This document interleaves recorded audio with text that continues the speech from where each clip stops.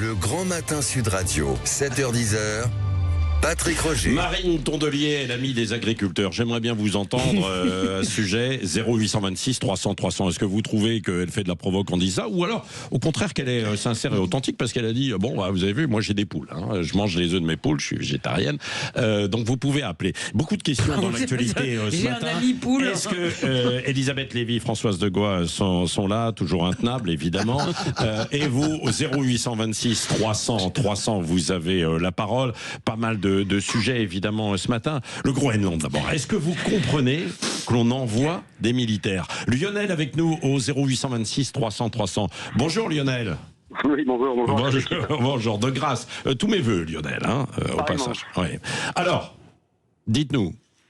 Moi je pense qu'on n'a toujours pas compris comment fonctionnait Trump. Pourtant ça fait quelques années qu'on se le tape, hein. Donc en fait il crée depuis le départ des blitz médiatiques, c'est-à-dire qu'il vous sature l'espace de tout un tas de conneries, et en fait on oublie, il y a tellement en fait de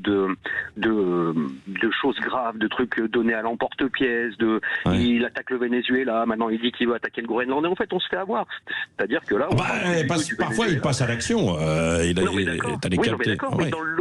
Mais dans le lot, est-ce que franchement on a vu un déploiement de troupes au Groenland? Non, pourtant ça fait. Et pourtant les États-Unis, ça fait quand même des dizaines d'années qu'ils aimeraient bien s'implanter là-bas. Ils ont c'est vrai, ça fait longtemps. Donc, oui, ça c'est vrai. Donc en fait, que soit d'ailleurs les démocrates à l'époque aussi en parlaient.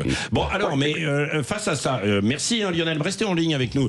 Françoise de Gois, Elisabeth. Il est très clair. Il a même proposé son plan d'action. Il s'installera, il prendra ses quartiers dans la base américaine qui est au nord du Groenland. Enfin, tout est honneur au Groenland, si je puis me permettre. Voilà. Donc, bien sûr, c'est la première fois, bien sûr. Vous m'avez fait rire avec un ami poule, Elisabeth. Donc, je vous fais rire avec tout est honneur au Groenland. En tout cas, ce qui est certain, c'est que pour une fois, pour cette fois-ci, c'est très sérieux. C'est-à-dire qu'il ne lâche pas. Il sort à la fois le carnet de chèques. Il n'arrive pas à acheter les Groenlandais qui, à 31 représentants sur 31 veulent quitter le Danemark, mais ne veulent pas rentrer dans le giron, 31 parlementaires du Parlement du Groenland, dans le giron des États-Unis. Donc cette fois-ci, oui, c'est très sérieux. C'est pas simplement Dr Folamour qui s'amuse à faire des blitz.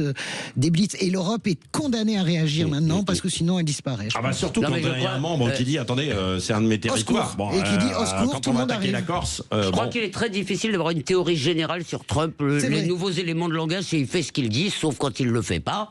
Donc parfois oui, parfois non.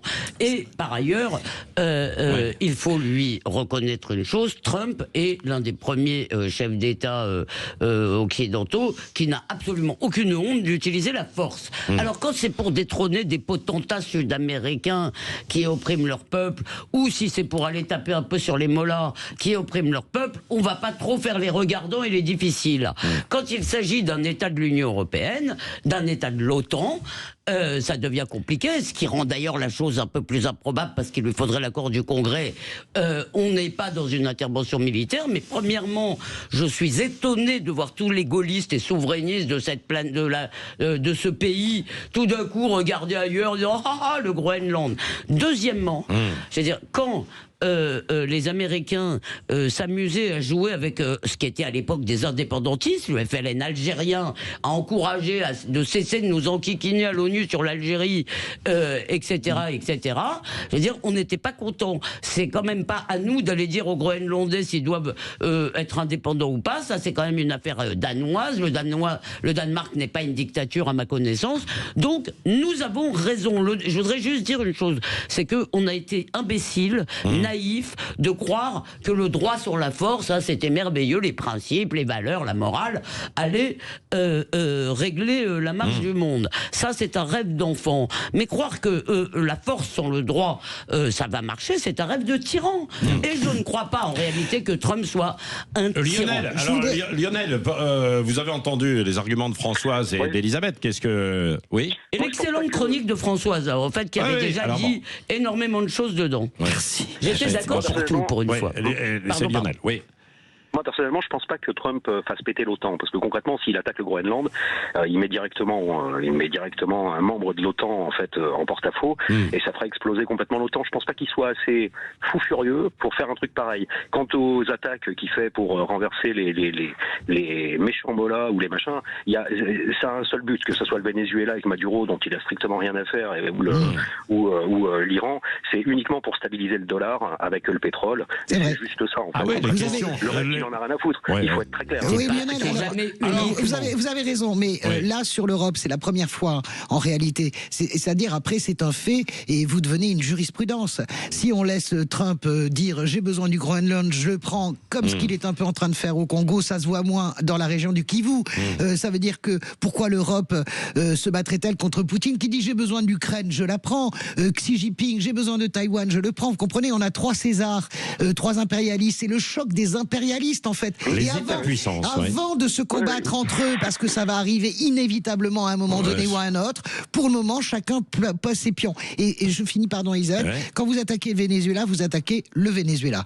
Quand vous attaquez, comment dirais-je, quoi que ce soit, quand vous attaquez pas que l'OTAN, vous attaquez un bloc politique dont la construction est unique au monde et qui, évidemment... Vous parlez de 3 impérialistes, je veux croire, et je continue à le croire, qu'ils ne sont pas absolument équivalents, puisque il y en a un dont l'empire est quand même démocratique, je suis désolé, en plus Trump n'est certainement pas tout puissant en Amérique, il y a énormément de contre-pouvoirs dans la Constitution américaine, il y a 50 États, enfin bon, peut ne pas être réélu, bien sûr, il y a 50 États, donc c'est quand même pas tout à fait la même chose, et nous prêtons le flanc effectivement à l'accusation de double langage. Vous avez cité la Chine, la Russie, vous avez eu absolument raison, donc on ne peut pas absolument les mettre sur le même plan. Et enfin, la mécanique est quand même dernière assez... phrase ou pas? Oui. Les intérêts, c'est normal. C'est normal que la politique des États soit guidée par des intérêts. Nous si poursuivons dans un instant Elisabeth Lévy, Françoise. Merci Lionel. C'est Xavier qui est avec nous en ligne. Bonjour Xavier. Bonjour. Bon, on vous prend dans un instant sur les agriculteurs, notamment. Est-ce que vous avez été choqué? Est-ce que vous trouvez normal qu'il y ait des interpellations d'agriculteurs qui manifestent? Je vous pose la question tout simplement. Oui, non, bien sûr. Juste aussi un petit passage sur le Groenland, parce qu'elle l'a évoqué tout à l'heure, Marine Tondelier, en disant oui, vous avez vu, c'est aussi, si on vise le Groenland, c'est parce que évidemment il y a des métaux précieux, c'est des terres rares aussi, bien sûr, c'est stratégique, et parce que avec le réchauffement climatique, on pourra exploiter. C'est vrai, c'est vrai, ça en fait partie. Le Groenland, faut pas l'oublier, il n'y a pas si longtemps, c'était complètement vert. Complètement vert. Non, les Vikings sont arrivés là-bas en disant c'est pâturage vert, c'est magnifique, c'était en 900. Pour le laisser à la Chine. Allez, 8h46, on poursuit sur Sud.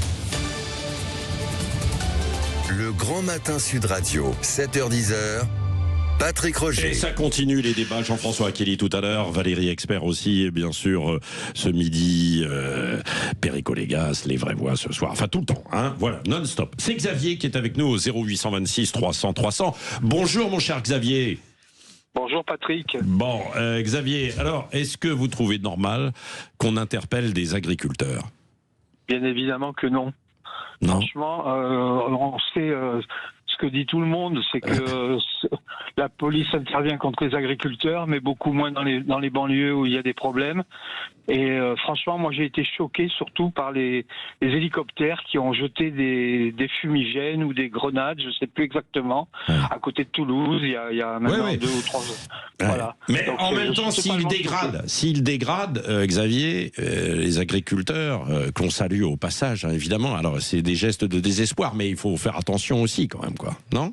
Oui, mais alors écoutez, quand il y a eu l'Algérie qui a encore été battue à la canne, il y a eu des incidents un peu partout qui n'ont pas toujours été signalés. Et là, écoutez, on n'a pas vu vraiment de maintien de l'ordre efficace contre les... Vous êtes choqué, en tout cas, Xavier, vous êtes choqué par la manière dont le gouvernement traite nos agriculteurs. Elisabeth Lévy, restez avec nous, c'est intéressant votre réflexion. Elisabeth Lévy et Françoise. Oui, alors ce mélange effectivement de pleurnichage de manière forte, etc. est pas très... Mais je trouve Madame Genevard fait quand même au moins des efforts de compréhension, d'analyse. Elle n'est pas que dans l'émotion. Je trouve qu'il faut quand même saluer. C'est quand même un dossier extrêmement compliqué. Maintenant, compliqué, sur la... Voilà, je suis qu'il y ait quelques arrestations dans une manifestation non autorisée. Effectivement, on aimerait qu'ils aient fait la même chose quand le comité Traoré, plein Covid, a manifesté, ce qui ne s'est pas passé. Et ça, notre interlocuteur a parfaitement raison. Ce qui est embêtant, c'est il semble qu'on déploie des moyens un peu disproportionnés par rapport à l'enjeu réellement sécuritaire. J'ai pas l'impression que les agriculteurs, ils ont mis des patates devant l'Assemblée.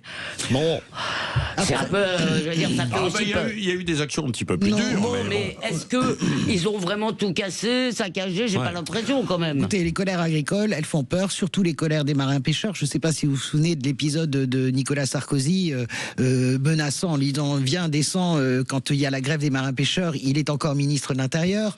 Donc on a peur de la colère agricole et je mets dedans la pêche, etc. Je trouve, moi, quand même, à l'inverse de ce que vous dites, qu'on prend beaucoup de pincettes avec les agriculteurs. C'est-à-dire que, regardez, ils ont occupé pendant un mois, et moi je leur donne tout à fait raison, l'A64, ils ont carrément coupé à carbone toute la circulation. Sans dégrader. Ils n'ont commis aucune dégradation, mais enfin, ils ont créé une gêne absolument terrible. Ils ont été quand même, les CRS, les gendarmes mobiles, y ont été quand même avec des pincettes pour les dégager, Jérôme Bel, etc. C'est vrai. Honnêtement, je trouve quand même qu'on prend beaucoup de pincettes avec les agriculteurs. Oui, mais ils n'attaquent pas la police. Et alors, ils n'attaquent pas la police. Souvenez-vous quand même les gilets jaunes au début. Moi, j'ai le souvenir cuisant de la façon dont les gilets jaunes ont été réprimés, je le dis. Après, ça s'est dégradé. C'est vrai. Les premières manifestations des gilets jaunes, ils en prennent plein la patate. Je trouve que pour les agriculteurs, qu'il y ait une ou deux interpellations, ça n'est pas si grave. D'ailleurs, il y a des similitudes un peu. Oui, mais quand ça on n'est pas... manifeste, être interpellé, ça fait aussi partie un peu du folklore, en fait. Moi, je trouve que... on les a pas mis au cachot et au pincette, globalement, souvenez-vous, pendant les gilets jaunes, mon cher ami qui intervenait, vous avez raison Xavier. Souvenez-vous quand même comment sont traités les pompiers quand ils manifestent. Ils en prennent plein la patate il y a 3 ou 4 ans. Ils se font secouer par les policiers, mais bien sûr que oui, retrouvez toutes les archives. On en avait parlé à la matinale. Les sapeurs-pompiers manifestant pour leurs conditions de travail. Donc, moi, je trouve quand même que les agriculteurs ont quand même un statut assez confortable. Et c'est vrai qu'ils défendent aussi en même temps leur gagne-pain, la nourriture, la souveraineté du pays, et puis le fait de pouvoir gagner sa vie. Enfin, si vous voulez, la dignité essentielle, quand même, c'est de pouvoir gagner sa vie en travaillant. C'est pour ça que les Français les aiment, et c'est pour ça que personne n'a hurlé, parce que l'A64 a été coupé pendant un mois. Moi, chez moi, personne n'a gueulé. Xavier, vous continuez de soutenir les agriculteurs. Vous êtes de famille d'agriculteurs ou pas ? Je suis, si on peut le dire, oui, parce que moi je suis né en Ariège, dans une ferme. Il y a très longtemps. Si je vous disais mon âge, vous comprendriez. Donc je vais comprendre d'autant mieux. Évidemment, moi j'ai pas du tout suivi cette carrière-là, mais je peux comprendre parce que je vous dis, je suis né dans une ferme.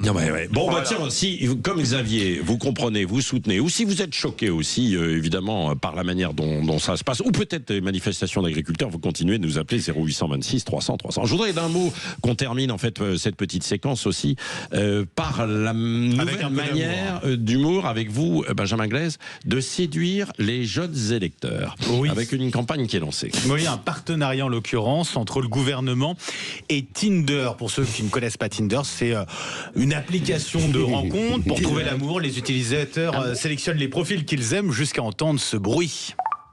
Ça, c'est pour vous signaler. Ça veut dire quoi, ça ? Que vous avez matché avec quelqu'un. Ça veut dire que vous avez liké un profil. C'est vraiment générationnel. Il y a 3 personnes qui vous regardent avec des yeux de poisson. Non, moi j'avais déjà entendu ce... Et donc, il lance cette campagne. Et donc, voilà, il y a cette campagne en vue des municipales, donc ce partenariat entre le gouvernement et cette application de rencontre, Tinder, qui a placé des cartes d'information entre 2 profils, entre 2 swipes. Dans ces cartes, eh bien, il est rappelé les modalités et délais d'inscription sur les listes électorales, le fonctionnement de la procuration, ou encore, plus basiquement, les dates des premiers et second tours des municipales, qui sont le 15 et 22 mars. Mais c'est quand même pas mal, je trouve, de faire ça pour toucher les jeunes. Pourquoi ils font pas ça sur... un truc plus marrant, genre matcher avec votre mère. Merci Benjamin. Vous prenez le téléphone portable immédiatement d'Elisabeth Lévy, vous allez lui télécharger l'application Tinder. Là déjà, c'est là que vous allez avoir... Non, je ne l'ai pas, elle m'a dit. Trouve-moi le prince charmant. Ou alors, sinon, vous appelez 0826 300 300. Elisabeth reste encore 10 minutes avec vous si vous voulez. Dans un instant, Jean-François Aquili. Jean-François Aquili. Et puis, bien sûr, le jeu, ou si on y revient, pour rencontrer, il n'y a pas besoin de Tinder, là. C'est Sud Radio, pour rencontrer Antoine Dupont.